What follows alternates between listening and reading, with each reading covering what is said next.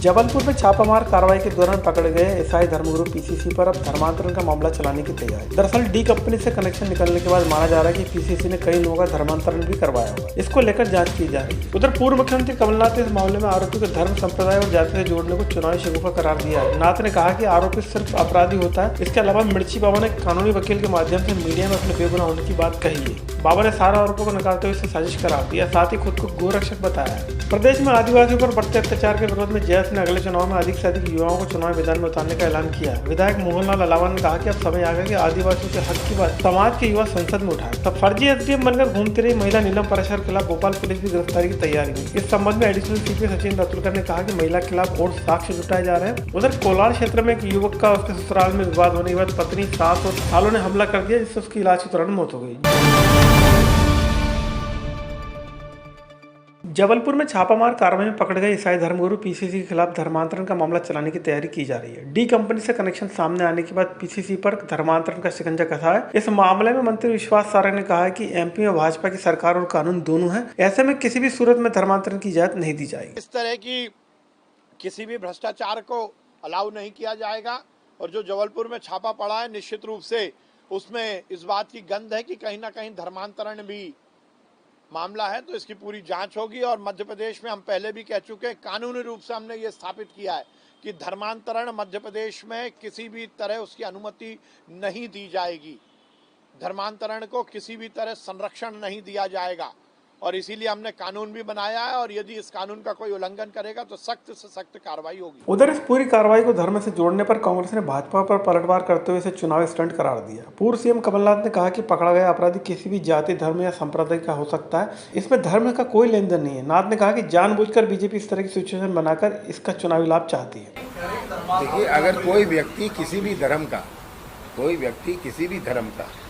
इस प्रकार की चीजें करे, ये गलत है।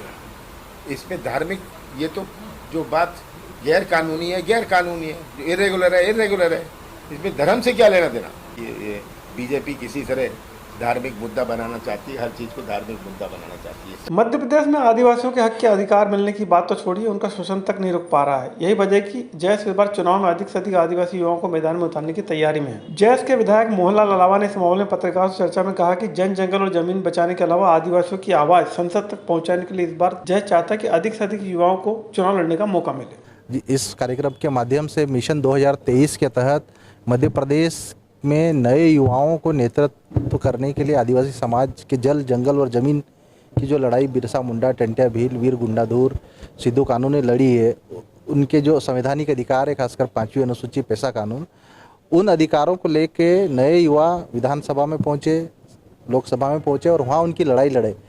उसी थीम पर यह कार्यक्रम आयोजित। सरकार को मानना ही पड़ेगा, आदिवासियों की सुनना पड़ेगी। जो इस लोकतंत्र में बाबा साहब अम्बेडकर ने जो आदिवासियों को अधिकार दिया है वो सरकार को देना ही पड़ेगा। अगर नहीं देती सरकार तो निश्चित ही मध्य प्रदेश में 2 करोड़ से ज़्यादा आदिवासी और सत्ता बदलने का भी दम रखते हैं प्रदेश का आदिवासी, और इस लोकतंत्र में हिस्सा लेकर अपनी संवैधानिक अधिकारों की लड़ाई लड़ना भी जानता है आदिवासी। उधर मिर्ची बाबा से इन दिनों मीडिया नेता और अफसरशाहों ने पूरी तरह से दूरी बना ली है। लिहाजा जेल में बंद बाबा ने अपनी बात जनता तक पहुंचाने के लिए अपने वकील को पत्रकारों के बीच भेजा। इस दौरान बाबा ने अपने संदेश में कहा कि वो पक्के गौ सेवक है और उन्हें जानबूझकर दुष्कर्म के मामले में फंसा गया है। वे हर हाल में गौ सेवा करते रहेंगे। मिर्ची बाबा जेल में है, अभी तक समय से जेल में है, तो उन्होंने मेरे को आप सभी संपादक महोदय को उन्होंने अपील की है कि सभी लोग को मेरा नमस्कार। मैं कुछ समय से 9 से खबर जेल के अंदर हूँ और मुझे कुछ लोगों ने बुरी तरीके से फंसाया गया है। मैंने ऐसा कुछ कृत्य नहीं किया गया है। उनका ये कहना है कि मैं सच्चा गौ सेवक हूँ, मैं गाँव माता की मैं जीवन भर सेवा करता रहूँगा।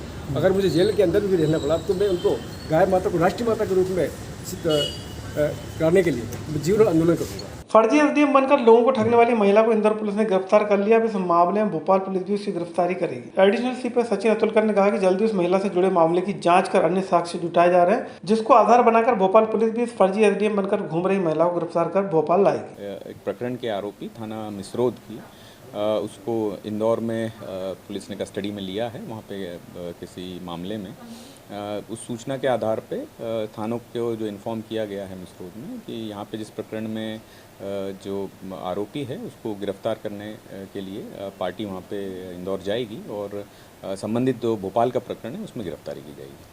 भोपाल के कोलार क्षेत्र में युवक की पत्नी से विवाद के बाद वह अपने छोटे बेटे को लेकर जब ससुराल पहुंचा तो पत्नी, सास और सालों ने उस पर हमला कर गंभीर रूप से घायल युवक को जब उसकी मां ने अस्पताल भेजा तो इलाज के दौरान उसकी मौत हो गई। जानकारी के मुताबिक सोनू विश्वकर्मा का पत्नी संतोषी से विवाद चल रहा था, इसी चलते यह घटनाक्रम हुआ। मृतक का पीएम कर उसका शव परिजनों को सौंप दिया गया। ये पति पत्नी का विवाद था। जो महिला थी वो छोला थाने में क्षेत्र में उसका मायका था, तो इन लोगों को काफ़ी दिनों से मारपीट के संबंध में विवाद भी चल रहा था। कोई शिकायत तो हमारे पास नहीं आई थी, बट काफ़ी दिनों से मारपीट को लेके विवाद चल रहा था।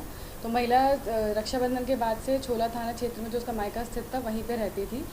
तो इनके बीच में किसी बात को लेके विवाद चालू हो गया, बहुत ज़्यादा मारपीट हुई।